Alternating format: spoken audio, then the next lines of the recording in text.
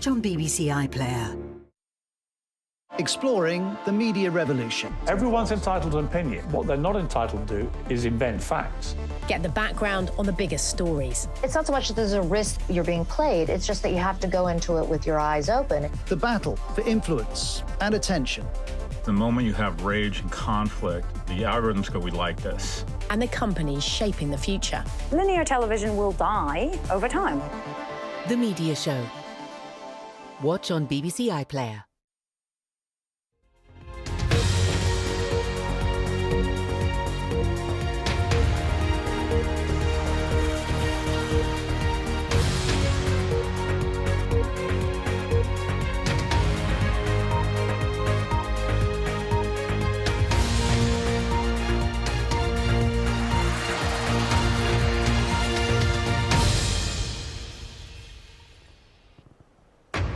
At 10, a tough first day back for the government after the summer recess, defending its handling of the controversy over crumbling concrete.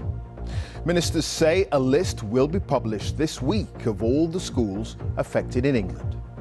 The Education Secretary apologises after her frustration boils over. Does anyone ever say, you know what, you've done a good job because everyone else has sat on their and done nothing? No signs of that, no?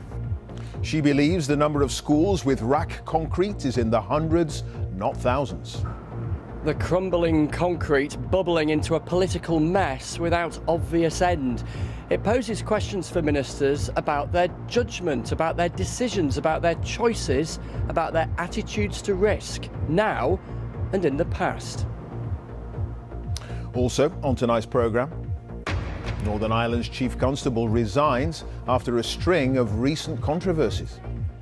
The White House says Kim Jong-un is planning to make a rare trip outside North Korea to hold talks in Russia with President Putin. And central Spain, like few have seen it before, 3 people have died after torrential rains. On Newsnight at 10:30, the Prime Minister denies he's to blame for failing to root out rack from schools. How damaging is the row over crumbling concrete for school kids returning this week and for Rishi Sunak?